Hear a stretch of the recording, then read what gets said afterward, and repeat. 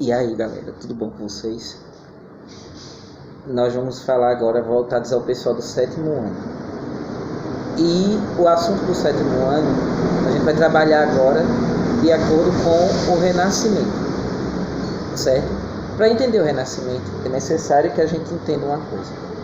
O Renascimento ele surge na passagem da Idade Média para a Idade Moderna, certo? Então, nós vamos observar que com o Renascimento, várias teorias que existiam dentro do período da Idade Média vão deixar de existir ou vão ser corrigidas, certo? A primeira coisa que a gente tem que entender dentro do Renascimento é que essas teorias elas vão ser base para uma grande teoria formada por vários pensadores, que é chamada de humanismo, certo? O humanismo ele vai incluir a filosofia, a história, a poesia e a matemática. Então, vejam que nós estamos inseridos dentro dessa prática humanista, certo? Mas antes da gente entender isso, é necessário que a gente entenda uma coisa. Na Idade Média, acredito que vocês tenham visto isso, não se permitia nenhuma interferência grega e pouquíssima interferência romana. Com a chegada do Renascimento, com a prática da modernidade, nós vamos observar que essas forças grega e romana, elas vão voltar com tudo. E nós podemos dizer que o Renascimento ele vai ter uma influência greco-romana, ou seja, uma mistura da cultura grega com a cultura romana, que vão ser bastante influentes, vai ter uma grande influência dentro daquela cultura, principalmente na Europa. Certo? Nós vamos observar que vamos ter renascimento também na América colonial.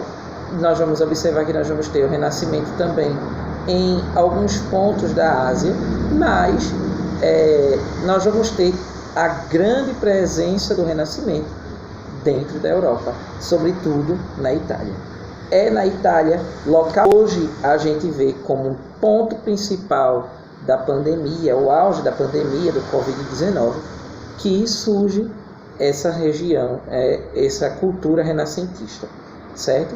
Mas antes da gente observar isso, a gente tem que entender algumas teorias que foram quebradas e que foram colocadas outras no lugar. Por exemplo, nós vamos observar que existia uma teoria chamada teoria geocêntrica, que dizia que a Terra era o centro do universo, ou seja, era o Sol que girava ao redor da Terra, certo? Para essas pessoas, também eles acreditavam que a Terra era plana, não redonda, certo? É importante que a gente veja isso. Muita gente hoje ainda fala, né? Até aqui no Brasil tem uma galera que diz isso, que a Terra é plana. Mas, depois da ideia do estudo humanista, nós vamos observar que essa teoria aí ela é quebrada e uma teoria nova é colocada no lugar, que é a teoria heliocêntrica, ou seja, o Sol é o centro do universo e a Terra que faz o seu giro ao redor do Sol. Aí surge também os movimentos de rotação e de translação, certo? Quer dizer, já existiam, mas eles se tornam mais conhecidos nesse espaço. Outra teoria também, é uma teoria que existia antes, na Idade Média, era a teoria teocêntrica, ou seja, essa teoria dizia que Deus era o centro de tudo girava ao redor de Deus, certo? Deus vai concordar, Deus não vai, isso é a favor de Deus, isso não é a favor de Deus. Com a modernidade, essa teoria aí vai deixar de existir também e vamos observar a criação de uma nova teoria chamada teoria antropocentrista ou antropocêntrica, que quer dizer que a partir de agora o homem é o centro de tudo vai girar ao redor do bem-estar do homem, certo? Não tem mais Deus como o centro, certo? Deus continua importante para muitas pessoas, certo?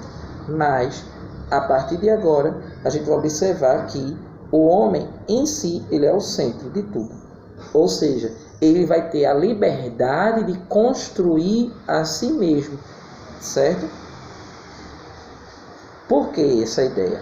Porque vamos pegar a ideia do criacionismo que vocês viram lá no 6º ano. Se Deus cria o homem e dá livre-arbítrio ao homem, ou seja, ele deixa o homem livre, consequentemente, o homem vai ter a sua liberdade de ser o centro, certo? Era essa a ideia que eles tinham. Aí o que acontece? Eles vão se utilizar dessas pequenas teorias, vão unir a teoria greco-romana e eles vão trabalhar em diversos pontos. Na questão artística, na questão científica, na questão astronômica. Esses pontos aí vão ser fundamentais, certo? Nesse ponto aí também, a gente vai observar que a filosofia, ela volta à tona, certo? A filosofia, ela vai voltar a ser destaque dentro do Renascimento. Ela não era vista. Pelo contrário, todos os livros dos grandes pensadores filosóficos, eles eram escondidos nos porões das igrejas, para que as pessoas não tivessem acesso e não desenvolvessem o que eles conheciam como pensamento crítico. Esse era o medo que os líderes religiosos daquela época, da Idade Medieval, eles tinham, de que as pessoas desenvolvessem o pensamento crítico e começassem a ser contra eles, certo? Aí, o que acontece? Nós vamos observar que vários pensadores, eles vão desenvolver várias teorias, mas o principal foco, como eu falei no início desse vídeo, é na Itália. A Itália é quem vai desenvolver o principal centro do Renascimento. Por quê? Várias cidades importantes como Florença, Bolonha, Roma, Milão, Veneza, Gênova, todas essas cidades aí, elas vão ser destaques dentro do Renascimento, principalmente no início do século XIV, certo? A partir dessas cidades, outros países vão começar a receber influências, como Holanda, Portugal, França, Espanha, Alemanha, Inglaterra, enfim, vários outros países, certo? Aí o que acontece? No Renascimento italiano, nós vamos ter os financiadores dos artistas, dos pesquisadores, dos cientistas. Essas pessoas, elas vão ser chamadas de mecenas. O que eram os mecenas? A galera rica que contrata esses artistas, esses cientistas, para trabalharem para eles, certo? E enquanto eles trabalhavam, esses mecenas sustentavam essas pessoas, certo? Então, a esse tipo de trabalho, a esse tipo de prática, nós chamamos de mecenato, certo? No próximo vídeo que eu vou gravar para vocês, esse é mais curtinho, porque é uma questão mais introdutória. Mas no próximo vídeo, a gente vai tratar um pouco das artes plásticas com os artistas italianos, também com a questão da prática da perspectiva. Nós vamos também trabalhar a questão do autorretrato e a pintura a óleo. Vamos ver também a questão dos cientistas, certo?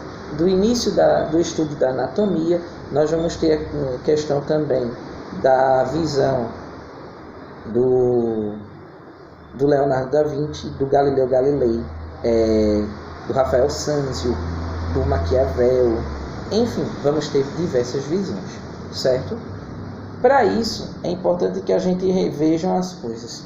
Nós estamos num período de Covid-19, por isso que esses motivos aqui de aula-vídeo, esse é o motivo. E nós vamos observar, quando nós assistimos os telejornais, sobretudo na região da Itália, que aquelas praças, as igrejas, todas as construções antigas, elas vão ter uma influência renascentista.